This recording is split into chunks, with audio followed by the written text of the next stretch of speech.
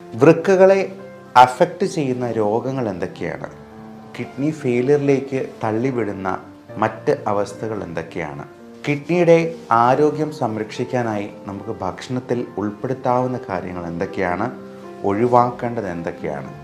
അതിന് എത്ര വെള്ളം കുടിക്കേണ്ടതുണ്ട്? നിർഭാഗ്യമെന്ന് പറയട്ടെ, നമ്മൾ ഡെയിലി കഴിക്കുന്ന അരി, ഗോതമ്പ്, പാല്, മുട്ട പോലുള്ള സാധനങ്ങൾ പോലും അലർജി ഉണ്ടാകാം.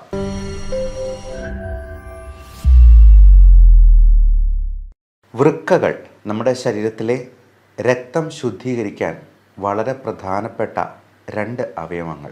ബീൻ ഷേപ്ഡ് എന്നാണ് അതിനെ വിശേഷിപ്പിക്കുക. അതായത് ബീൻസിൻ്റെ വലിയ രണ്ട് ആകൃതിയിലുള്ള വൃക്കകൾ അതിൻ്റെ ആരോഗ്യത്തിനും വളരെയധികം സഹായിക്കുന്ന ഒന്നാണ് ബീൻസ് എന്ന ഭക്ഷണ പദാർത്ഥം. വൃക്കകളെ അഫക്റ്റ് ചെയ്യുന്ന രോഗങ്ങൾ എന്തൊക്കെയാണ്? കിഡ്നി ഫെയിലിയറിലേക്ക് തള്ളിവിടുന്ന മറ്റ് അവസ്ഥകൾ എന്തൊക്കെയാണ്? കിഡ്നിയുടെ ആരോഗ്യം സംരക്ഷിക്കാനായി നമുക്ക് ഭക്ഷണത്തിൽ ഉൾപ്പെടുത്താവുന്ന കാര്യങ്ങൾ എന്തൊക്കെയാണ്? ഒഴിവാക്കേണ്ടത് എന്തൊക്കെയാണ്? അതിന് എത്ര വെള്ളം കുടിക്കേണ്ടതുണ്ട്? കിഡ്നിയുടെ രോഗം വന്നു കഴിഞ്ഞാൽ വെള്ളം കുടിക്കുന്നതിൽ റെസ്ട്രിക്ഷൻ ഉണ്ടാക്കേണ്ടതുണ്ടോ? അത് എത്രത്തോളം കുറയ്ക്കണം? തുടങ്ങിയ കാര്യങ്ങളെക്കുറിച്ചെല്ലാം നമുക്ക് ഇന്നൊന്ന് ഡിസ്കസ് ചെയ്യാം. നിങ്ങൾ പലപ്പോഴും കേട്ടിട്ടുണ്ടാവാം, പ്രമേഹമുള്ള അല്ലെങ്കിൽ BP ഉള്ള ആളുകൾക്ക് കുറച്ച് നാളുകൾ കഴിയുമ്പോഴത്തേക്കും കിഡ്നി ഫെയിലിയറായി വരുന്നത്. നമ്മൾ ഷുഗറിൻ്റെ കാര്യം പിന്നെയും കുറച്ചുകൂടി കേട്ടിട്ടുണ്ടാവാം. എന്നാൽ BP-യിൽ നിന്ന് കിഡ്നി ഫെയിലിയർ ഉണ്ടാകുന്ന ഹൈപ്പർടെൻസീവ് നെഫ്രോപ്പതി എന്ന് പറയുന്ന ഒരു കണ്ടീഷനെ പറ്റി പലർക്കും അത്ര തന്നെ അറിവുള്ളതല്ല. ഡയബറ്റിക് നെഫ്രോപ്പതി ഉണ്ടാകാം എന്നുള്ളതൊക്കെ പലർക്കും അറിയാം.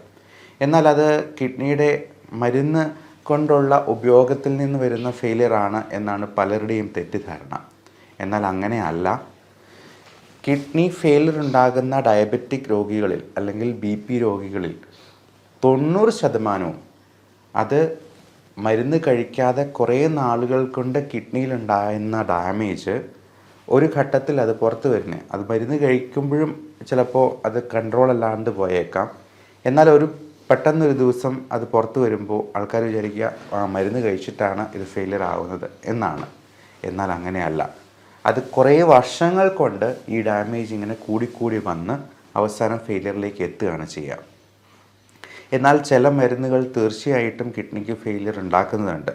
ഉദാഹരണത്തിന് വേദന സംഹാരികൾ, NSAIDs ഗ്രൂപ്പിൽ പെടുന്ന പാരസെറ്റമോൾ ആണെങ്കിലും ഡൈക്ലോഫിനാക് പോലുള്ള മരുന്നുകളെല്ലാം ഓവർ ദ കൗണ്ടർ മെഡിസിനായിട്ട് ഡോക്ടർമാരൊന്നും ഒരിക്കലും ഒത്തിരി കൂടുതൽ കൊടുക്കുകയില്ല. അത് 1-2 എണ്ണം മാക്സിമം കഴിക്കാനായിട്ടേ പറയത്തുള്ളൂ. അത് 3-4 എണ്ണം വെച്ച് മാസങ്ങളോളമൊക്കെ കഴിക്കുമ്പോഴത്തേക്കുമാണ് കിഡ്നി ഫെയിലിയർ ഉണ്ടാവുക.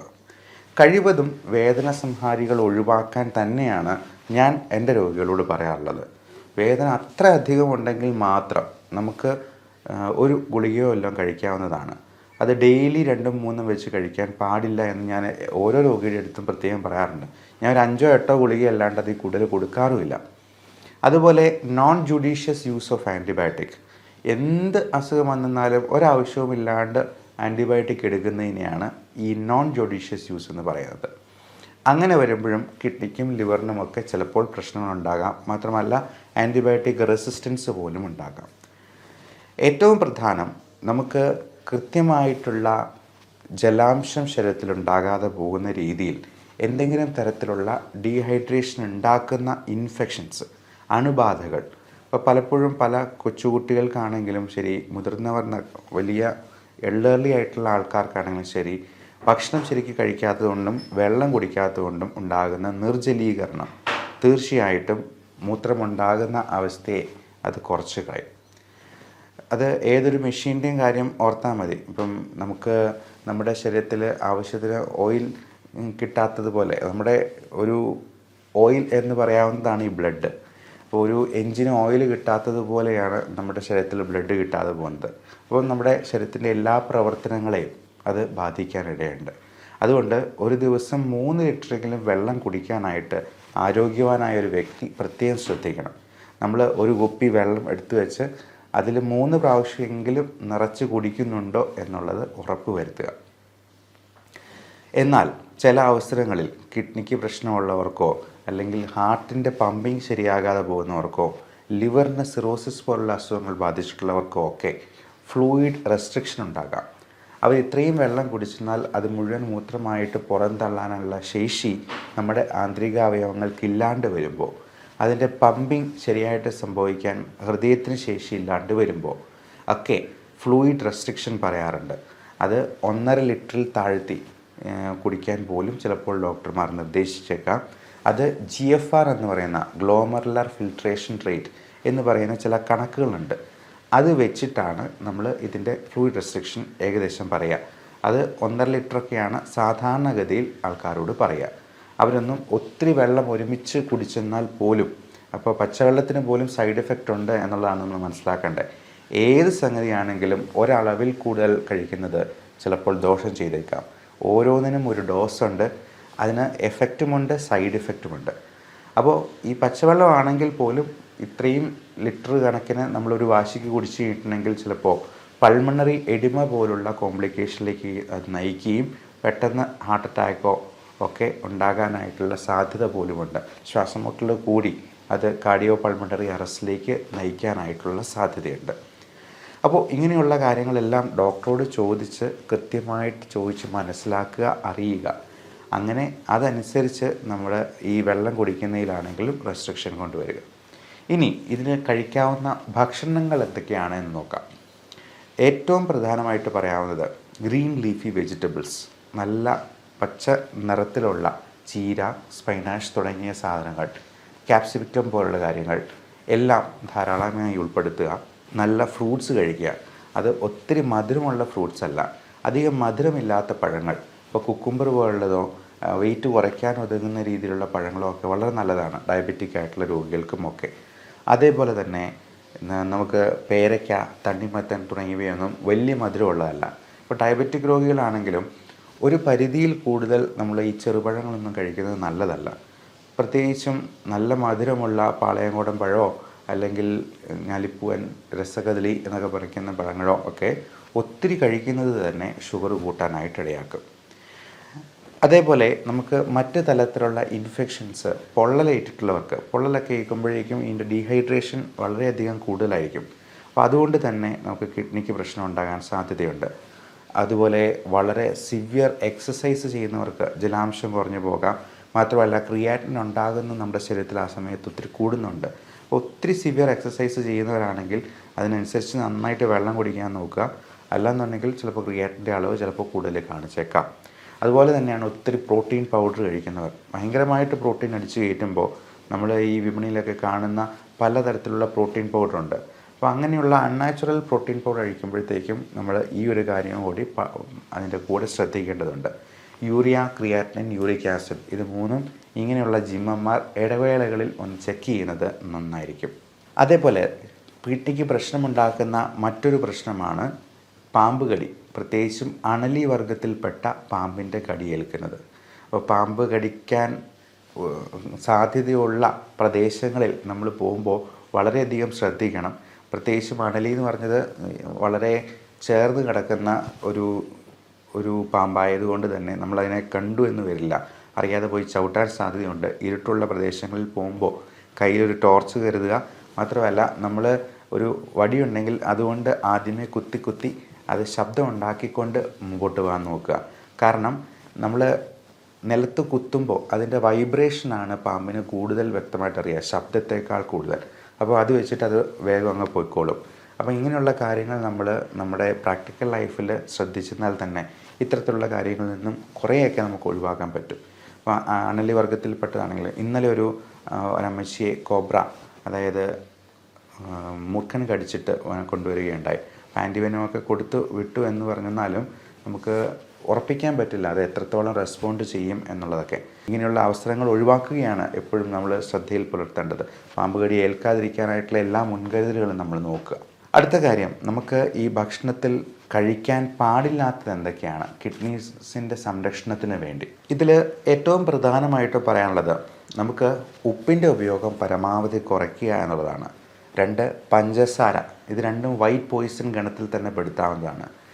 ഒരുപാട് ബേക്കറി സാധനങ്ങളും മൈദ അടങ്ങിയിട്ടുള്ള ഭക്ഷണ സാധനങ്ങളും, മൈദ അടങ്ങിയിരിക്കുന്ന പൊറോട്ട മാത്രമല്ല ബ്രെഡ്, ബണ്ണ്, തുടങ്ങിയ സാധനങ്ങളെല്ലാം നമുക്ക് ഹൈ ഗ്ലൈസീമിക് ഇൻഡെക്സ് ഉള്ളതാണ്.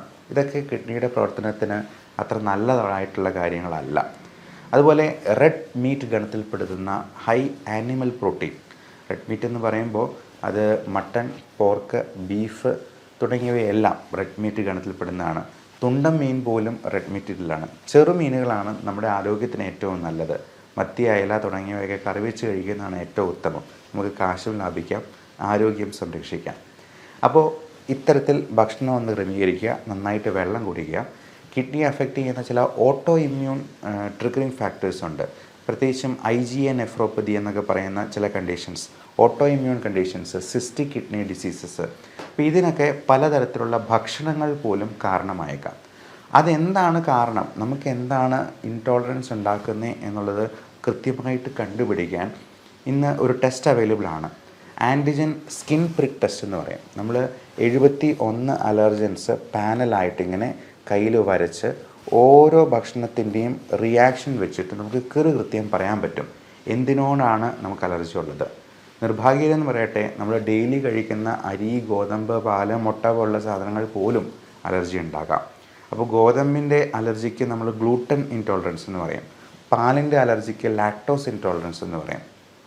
ഇത് നോക്കിയാലല്ലാണ്ട് നമുക്കറിയാനേ പറ്റില്ല. നമ്മൾ ഡെയിലി ഇത് കഴിച്ചുകൊണ്ടിരിക്കും. ഇത് പലതരത്തിലുള്ള അലർജിക് പ്രോബ്ലംസും ഓട്ടോ ഇമ്മ്യൂൺ ട്രിഗേഴ്സ് മൂലമുണ്ടാകുന്ന മറ്റ് ഓട്ടോ ഇമ്മ്യൂൺ കണ്ടീഷൻസും ഒക്കെ ഉണ്ടാകാം. ഈ ഓട്ടോ ഇമ്മ്യൂൺ കണ്ടീഷൻ എന്ന് പറയുന്നത് നമ്മുടെ ശരീരത്തിലെ കോശങ്ങൾക്കെതിരെ നമ്മുടെ ശരീരം തന്നെ ആൻറ്റിബോഡീസ് ഉൽപ്പാദിപ്പിച്ച് പ്രതികരിക്കുന്ന ഒരവസ്ഥയാണ്. അപ്പോൾ ഇത്തരത്തിലുള്ള ടെസ്റ്റുകൾ അവൈലബിൾ ആണ്. ഇതിൽ ഒഴിവാക്കാൻ പറ്റാത്ത കാര്യങ്ങൾക്ക്, ഉദാഹരണത്തിന് പൊടി അല്ലെങ്കിൽ പുക. ഈ പൊടിയിൽ തന്നെ 3 തരത്തിലുള്ള ചെള്ളുകളുണ്ട്, ഡസ്റ്റ് മൈറ്റ്സ് എന്ന് പറയും. അതുപോലെ പല തരത്തിലുള്ള ഫംഗസ് ഉണ്ട്. അതൊരു 3-4 ടൈപ്പ് ഫംഗസ് നമ്മൾ ഈ ടെസ്റ്റിൽ നോക്കാറുണ്ട്. അപ്പോൾ അതിലേതാണ് പ്രശ്നമെന്ന് നോക്കി അതിന് ഇമ്മ്യൂണോതെറാപ്പി എന്ന് പറയുന്ന ഒരു പുതിയ മോഡ് ഓഫ് ട്രീറ്റ്മെൻറ്റ് ഉണ്ട്. നിങ്ങൾ അടുത്തിടെ മനോരമ പത്രത്തിൽ ജൂലൈ 6 മനോരമ പത്രത്തിൽ വായിച്ചിരിക്കും. ഇമ്മ്യൂണോതെറാപ്പി എന്ന് പറയുന്ന വളരെ അത്ഭുതകരമായിട്ടുള്ള ഒരു പുതിയ ചികിത്സയെപ്പറ്റി. അതുവഴി ക്യാൻസറിൽ നിന്ന് മോചിതയായി വന്ന ഒരു ലേഡിയുടെ ഒരു കഥ ഫ്രണ്ട് പേജിൽ തന്നെ ഉണ്ടായിരുന്നു. അപ്പോൾ ഈ ഇമ്മ്യൂണോതെറാപ്പി എന്ന് പറയുന്ന ട്രീറ്റ്മെൻറ്റ് ഇങ്ങനെ പല അസുഖങ്ങൾക്കും നമുക്ക് ഉപയോഗിക്കാവുന്നതാണ്. ഇങ്ങനെയുള്ള കാര്യങ്ങളെക്കുറിച്ച് നിങ്ങളെ ഡോക്ടറോട് ചോദിച്ച് മനസ്സിലാക്കുകയും ചെയ്യാം. ഇനി കിഡ്നിയുടെ ആരോഗ്യത്തിനായിട്ട് നമ്മൾ ചെയ്യേണ്ട കാര്യം, നന്നായി വെള്ളം കുടിക്കേണ്ടത് അത്യാവശ്യമാണ്. ഈ വെള്ളം കൂടി നമ്മൾ കിഡ്നിക്ക് രോഗമുണ്ടായി തുടങ്ങി എന്നറിഞ്ഞിട്ടുണ്ടെങ്കിൽ അതിൽ റെസ്ട്രിക്ഷൻ ഉണ്ടാക്കേണ്ടതാണ്. നമ്മൾ മൂത്രം ഒഴിക്കുമ്പോൾ ഇടയ്ക്കിടയ്ക്ക് മൂത്രത്തിൽ പതയുണ്ടോ എന്നുള്ളത് നോക്കുക. അങ്ങനെ സംശയമുണ്ടെങ്കിൽ ഒരു യൂറിൻ റൊട്ടീൻ എക്സാമിനേഷൻ നടത്തി ആൽബുമിൻ 2+നോ 3+നോ ഒക്കെ കാണുവാണെങ്കിൽ മൈക്രോ ആൽബുമിൻ യൂറിയ ഉണ്ടോ എന്നുള്ള ഒരു ടെസ്റ്റ് കൂടി ഒന്ന് നടത്തി നോക്കുന്നത് ഉചിതമായിരിക്കും. അതേപോലെ കൃത്യമായുള്ള ഇടവേളകളിൽ യൂറിയ, ക്രിയാറ്റിനിൻ, യൂറിക് ആസിഡ് തുടങ്ങിയവ നോക്കുക. അത് കൃത്യമല്ല എന്നുണ്ടെങ്കിൽ ഡോക്ടറോട് ചോദിച്ചതിന് വേണ്ട ക്രമീകരണങ്ങൾ നടത്തുക. ഇനി ഇതിന് കൊടുക്കാവുന്ന ചില മരുന്നുകളുമുണ്ട്. വളരെ സേഫായിട്ടുള്ള, സൈഡ് ഇഫക്റ്റ് ഒന്നുമില്ലാത്ത രീതിയിലുള്ള മരുന്നുകളാണ് നമ്മൾ കിഡ്നി പ്രശ്നമുള്ളവർക്ക് കൊടുക്കുക. ഇപ്പോൾ ആൻറ്റിബയോട്ടിക്സ് ആണെങ്കിൽ പോലും കൊടുക്കേണ്ടപ്പോൾ റീനൽ ഡോസേജ് എന്ന് പറയും. അതായത് സാധാരണ ആൾക്കാർക്ക് കൊടുക്കുന്നതിൻ്റെ പകുതിയൊക്കെ ആയിരിക്കും ഇങ്ങനെയുള്ള കിഡ്നി രോഗികൾക്ക് കൊടുക്കുക. അത് ഡോക്ടറോട് ചോദിച്ച് മാത്രം അങ്ങനെയുള്ള കാര്യങ്ങൾ ചെയ്യുക. അപ്പോൾ ഇതിന് സേഫായിട്ട് കൊടുക്കാവുന്ന ചില മരുന്നുകളുണ്ട്. N-acetylcysteine എന്ന് പറയുന്ന ഒരു മരുന്നുണ്ട്. അത് എഫർവെസൻറ്റ് ടാബ്ലറ്റ്, അതായത് വെള്ളത്തിൽ ജസ്റ്റ് ഒരു ഗ്ലാസ്സിൽ ഒരു ഗുളിക ഇട്ടെന്നാൽ അതിങ്ങനെ അലിഞ്ഞ് ചേരും, ഒരു ഓറഞ്ച് ജ്യൂസ് പോലെ. അത് കുടിച്ചു കഴിഞ്ഞാൽ നമുക്കുള്ള ഗുണം, നമ്മുടെ ശരീരത്തിലെ ടോക്സിൻസിനെ എല്ലാം അത് മൂത്രമായിട്ടും മലമായിട്ടും അതങ്ങ് പുറന്തള്ളുന്നതാണ്. നമ്മൾ പൾമണോളജിസ്റ്റിനൊക്കെ ആണെങ്കിൽ കഫം ഇളകി പോകാനായിട്ട് അത് ഉപയോഗിക്കാം. അതുപോലെ കിഡ്നിക്കും അത് ടോക്സിൻസ് എല്ലാം റിലീവ് ചെയ്യാനായിട്ട് ഹെൽപ്പ് ചെയ്യും എന്നുള്ളതാണ്. അതുപോലെ കാൽഷ്യം അസറ്റേറ്റ് പോലുള്ള കോമ്പൗണ്ട്സ് നമ്മൾ കിഡ്നി പേഷ്യൻസിന് കൊടുക്കാറുണ്ട്. ഈ ഇങ്ങനെ പേഷ്യൻസിന് pH ചിലപ്പോൾ വേരിയേഷൻസ് വരാം. ഇപ്പോൾ നമ്മുടെ നോർമൽ ബ്ലഡിൻ്റെ pH 7.35 to 7.45 ആണ് എന്ന് പറയുന്നത് വളരെ കൃത്യതയുള്ള ഒരു റേഞ്ചാണ്. അത് 7.34 ആയെന്നാൽ പോലും അസിഡോസിസ് ആണ്. അതുപോലെ 7.46 ആയെന്നാൽ പോലും ആൽക്കലോസിസ് ആണ്. അപ്പോൾ ഇത് പലപ്പോഴും കിഡ്നി രോഗികളിൽ ഈ pHൻ്റെ ലെവലിൽ വ്യത്യാസം വരാം. അത് അസിഡോസിസിലോട്ട് പോകാം. ആ അസിഡോസിസ് തന്നെ റെസ്പിറേറ്ററി അസിഡോസിസ് ഉണ്ട്, മെറ്റബോളിക് അസിഡോസിസ് ഉണ്ട്. അതായത് ലങ്സും കിഡ്നിയുമാണ് ഈ pH ലെവൽ മെയിൻറ്റെയിൻ ചെയ്യുന്നതിൽ ഏറ്റവും പ്രധാനപ്പെട്ട പങ്ക് വഹിക്കുന്ന 2 അവയവങ്ങൾ. അപ്പോൾ കിഡ്നിക്ക് പ്രശ്നമുള്ളപ്പോഴത്തേക്കും ലങ്സ് അതിനെ കോമ്പൻസേറ്റ് ചെയ്യാനായിട്ട് ശ്രമിക്കും. ചിലപ്പോൾ കോമ്പൻസേറ്റ് ചെയ്യാനായിട്ട് അവൻ സക്സസ്ഫുൾ ആയില്ലെന്നുണ്ടെങ്കിൽ ഇത് അസിഡോസിസ് ആയിട്ട് തന്നെ കണ്ടിന്യൂ ചെയ്യും. അങ്ങനെ വരുമ്പോൾ പലപ്പോഴും സോഡ ബൈകാർബണേറ്റ് പോലുള്ള മരുന്നുകൾ ടാബ്ലറ്റായിട്ടും ഇഞ്ചക്ഷനായിട്ടും ഒക്കെ കൊടുക്കുന്നത് നിങ്ങൾ പലപ്പോഴും നിങ്ങളുടെ റിലേറ്റീവ്സിൽ തന്നെ കണ്ടിട്ടുണ്ടാവാം. അപ്പോൾ ഇത്തരത്തിലുള്ള പല മരുന്നുകളും കിഡ്നിയുടെ ഫങ്ഷൻ നമ്മൾ പ്രൊട്ടക്റ്റ് ചെയ്ത് നിർത്താനായിട്ട് നമ്മൾ ശ്രമിക്കാറുണ്ട്. ഇതിലൊന്നും ശരിയായില്ല, യൂറിയ ക്രിയാറ്റിൻ കൂടി പോവുകയാണ്, ക്രിയാറ്റിനിൻ 5ഉം 6ഉം ഒക്കെ ആയി പോവുകയാണെന്നുണ്ടെങ്കിൽ ഡോക്ടർ ഇതിൻ്റെ അവസാന ഓപ്ഷനായ ഹീമോഡയാലിസിസ് എന്ന ഇതിലേക്ക് എത്തും. ആഴ്ചയിൽ 1 2 തവണ ചിലപ്പോൾ 3 തവണ വരെ ഹീമോഡയാലിസിസ് ചെയ്യുന്നത് അത്ര നല്ല അനുഭവമായിരിക്കില്ല. അപ്പോൾ ചെറുപ്പക്കാർക്കാണ്, വലിയ പ്രായമായിട്ടൊന്നുമില്ല, മറ്റ് അവയവങ്ങൾക്കൊന്നും വലിയ ഡാമേജ് ഇല്ല എന്നുണ്ടെങ്കിൽ ഒരുപക്ഷെ നിങ്ങളുടെ ഡോക്ടർ ഹീമോഡയാലിസിസ് എന്ന ഓപ്ഷനിൽ നിന്നും അടുത്ത പടിയായിട്ടുള്ള കിഡ്നി ട്രാൻസ്പ്ലാന്റേഷൻ എന്ന ലെവലിലേക്കും ചിലപ്പോൾ ചിന്തിച്ചേക്കാം. അപ്പോൾ അതിനൊക്കെ മുമ്പ് നമ്മുടെ കിഡ്നീസിനെ സംരക്ഷിച്ച് നിർത്തി രോഗങ്ങളെ അകറ്റി നിർത്താനായിട്ട് നമുക്ക് പരമാവധി നമ്മുടെ ജീവിതചര്യയിലൂടെ തന്നെ നോക്കാനായിട്ട് ശ്രമിക്കാം. Thank you.